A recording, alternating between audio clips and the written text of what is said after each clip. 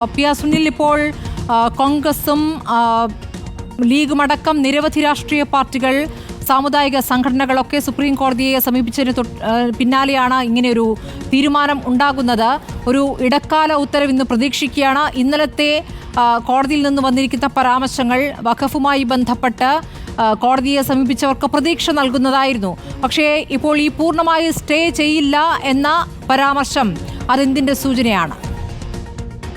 സ്മൃതി, എന്തായാലും കേന്ദ്ര സർക്കാരിന്റെ വലിയ എതിർപ്പ് തന്നെയാണ് ഇന്ന് സുപ്രീം കോടതിയിൽ കണ്ടത്. ഒന്നാം നമ്പർ കോടതിയിൽ കേന്ദ്ര സർക്കാരിന് വേണ്ടി ഹാജരായ സോളിസിറ്റർ ജനറൽ തുഷാർ മേത്ത ഈ സ്റ്റേ ഉത്തരവിലേക്ക് കോടതി പോകുന്നതിനെ ശക്തമായി എതിർത്തു. ഒരു സ്റ്റേ ചെയ്യുന്ന നടപടികളിലേക്ക് കോടതി പോകുന്നതിൽ തങ്ങൾക്ക് വിരോധമില്ല, പക്ഷേ ചരിത്രം കൂടി പരിശോധിക്കണം എന്നാണ് ചീഫ് ജസ്റ്റിസ് ബെഞ്ചിനോട് സോളിസിറ്റർ ജനറൽ തുഷാർ മേത്ത പറഞ്ഞത്. ഓരോ ഗ്രാമങ്ങളും വഖഫായി മാറുന്ന സാഹചര്യമാണ്. ജനങ്ങളോട് മറുപടി പറയേണ്ട ഉത്തരവാദിത്വം, ബാധ്യത അത് സർക്കാരിനുണ്ട്. അതുകൊണ്ട് തന്നെ സർക്കാരിന് ഇത്തരം കാര്യങ്ങളിൽ നടപടിയെടുത്ത് മുന്നോട്ട് പോകേണ്ട സാഹചര്യം ഉണ്ട് എന്നാണ് തുഷാർ മേത്ത കോടതിയിൽ വ്യക്തമാക്കിയത്. അതിനാൽ പെട്ടെന്ന് ഒരു ശക്തമായ നടപടികളിലേക്ക് കോടതി പോകുന്നതിന് പകരം ഇക്കാര്യത്തിൽ കുറച്ചുകൂടി ആലോചന നടത്താം എന്നാണ് തുഷാർ മേത്ത ചൂണ്ടിക്കാണിക്കുന്നത്. ഒരാഴ്ചത്തെ സമയം ഇക്കാര്യത്തിൽ മറുപടി നൽകണം, സമയം അനുവദിക്കണം. വിശദമായ മറുപടി ഈ കേസുമായി ബന്ധപ്പെട്ട് നൽകാം എന്ന് തുഷാർ മേത്ത പറയുകയാണ്.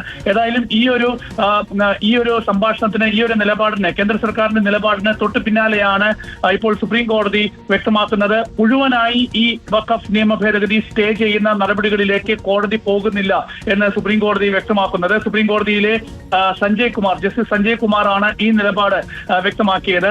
ചീഫ് ജസ്റ്റിസ് സഞ്ജീവ് ഖന്നയും ഏതാണ്ട് ഇതേ സമാനമായ നിലപാട് വ്യക്തമാക്കുന്നുണ്ട്. അപ്പോൾ ഒരു മുഴുവനായി ഈ നിയമ ഭേദഗതി സ്റ്റേ ചെയ്യുന്നില്ല. അതേസമയം ഈ നിയമ ഭേദഗതിയിൽ നല്ല ഒരുപാട് വശങ്ങൾ കൂടിയുണ്ട് എന്നുകൂടി ഇപ്പോൾ സുപ്രീം കോടതി ചീഫ് ജസ്റ്റിസ് ബെഞ്ച് വ്യക്തമാക്കുകയാണ്. അതുകൊണ്ട് ഇപ്പോൾ സ്റ്റേ എന്നുള്ളൊരു തീരുമാനത്തിലേക്ക് തൽക്കാലം പോകുന്നില്ല എന്ന് കോടതി പറയുന്നുണ്ട്. അപ്പോഴും ഈ വഖഫ് ബോർഡുകളുടെ ഭാഗമാകുന്നതിന് ഒരാൾ 5 വർഷം മുസ്ലിം രീതികൾ പിന്തുടർന്ന ആളായിരിക്കണം എന്ന കാര്യത്തിലൊക്കെ തന്നെ സുപ്രീം കോടതി ഒരു ആശങ്ക രേഖപ്പെടുത്തുന്നുണ്ട്.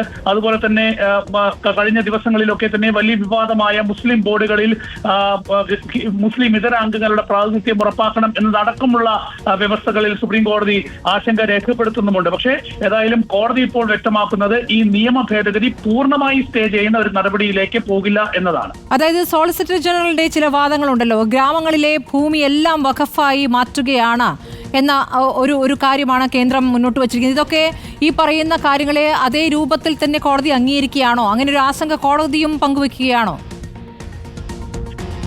സ്മൃതി, എന്തായാലും കോടതി ചീഫ് ജസ്റ്റിസ് സഞ്ജീവ് ഖന്ന വ്യക്തമാക്കുന്നത് we don't want the position to change, parliament makes law, executive decide and judiciary.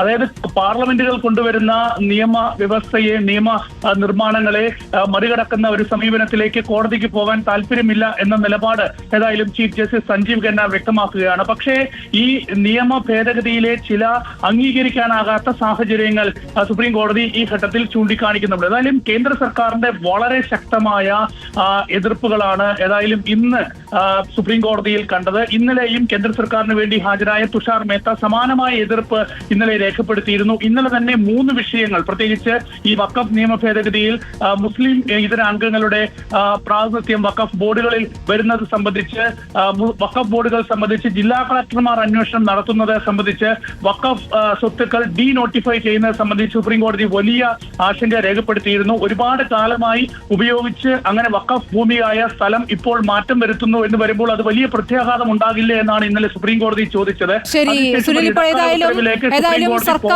സർക്കാരിന് മുഴുവൻ വാദങ്ങളും അങ്ങനെ പറയാൻ പറ്റിയിട്ടില്ല എന്ന് വേണം മനസ്സിലാക്കാൻ. പുതിയ നിയമം അനുസരിച്ച് വഖഫ് ബോർഡുകളിൽ നിയമനം നടത്തരുത് എന്നുകൂടി ചീഫ് ജസ്റ്റിസ് പറഞ്ഞിരിക്കുന്നു. അതായത് തൽസ്ഥിതി തുടരണം എന്നാണോ മനസ്സിലാക്കേണ്ടത്? കൂടുതൽ രേഖകൾ ഹാജരാക്കാൻ കേന്ദ്ര സർക്കാർ സാവകാശം തേടുകയും ചെയ്തിരിക്കുന്നു. ശ്യാം ദേവരാജ്, ഇതിൽ കേന്ദ്രത്തിന് കൂടുതൽ സമയം നൽകുകയാണ്.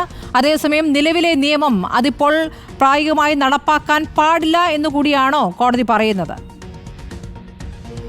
സുനിൽ,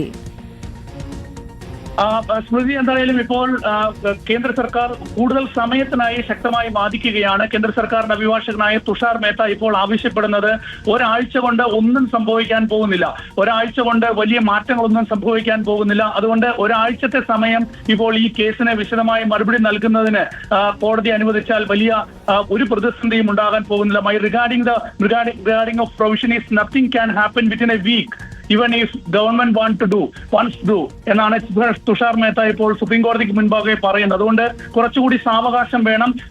വളരെ പെട്ടെന്ന് ഇക്കാര്യത്തിൽ ഒരു വലിയ തീരുമാനത്തിലേക്ക് കോടതി പോകുന്നത് ശരിയല്ല. ഈ ഘട്ടത്തിൽ നിയമ ഭേദഗതിക്ക് ഒരു സ്റ്റേ ചെയ്യുന്ന തീരുമാനത്തിലേക്ക് സുപ്രീം കോടതി പോകുന്നത് ശരിയായ നടപടിയല്ല എന്നാണ് ശക്തമായി തുഷാർ മേത്ത വ്യക്തമാക്കുന്നത്.